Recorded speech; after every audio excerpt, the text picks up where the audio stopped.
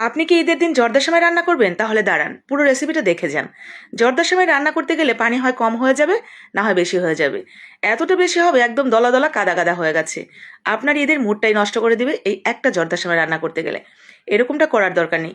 শুধুমাত্র একটু ঝালাই করে নেন ঈদের আগেই। এরকম ঝরঝরে রেশমি একটা সেমাই আপনিও রান্না করতে পারবেন। একদম পানির মতো সহজ নিয়মে আজকে আপনাদের দেখিয়ে দিব।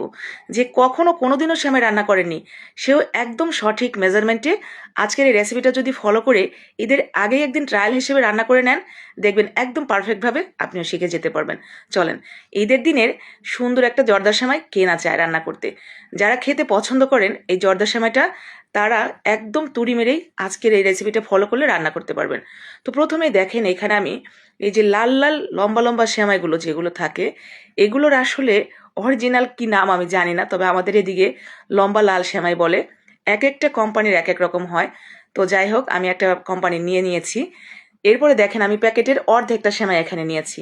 মানে পুরো প্যাকেটে যতটুকু সেমাই থাকে তার থেকে আমি অর্ধেকটা সেমাই এখানে হাত দিয়ে 1 ইঞ্চি পরিমাণ করে ভেঙে নিয়েছি।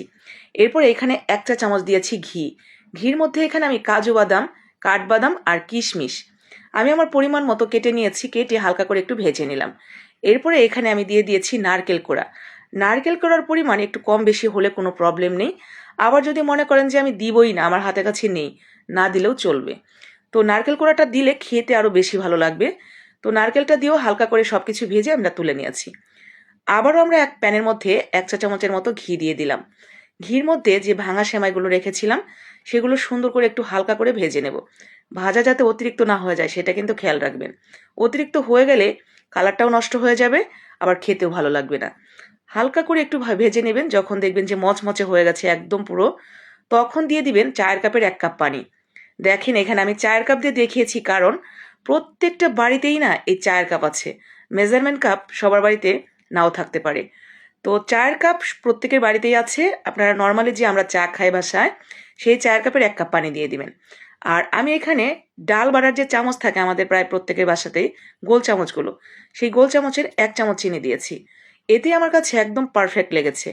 আপনি যদি মিষ্টি আরও বেশি খেতে চান, সেই ক্ষেত্রে চিনির পরিমাণ আরও বাড়িয়ে দিবেন। পানিটা দেওয়ার সাথে সাথেই চিনিটা অ্যাড করে দিবেন। এরপরে দেখেন হালকা করে একটু মিশিয়ে নিয়েছি পানি চিনি। চিনিটা গলে গেলেই এটা আমরা ছড়িয়ে জাস্ট ওপর থেকে যে বাদাম, কিশমিশ এগুলো রেখেছিলাম সেগুলো দিয়ে দিয়েছি।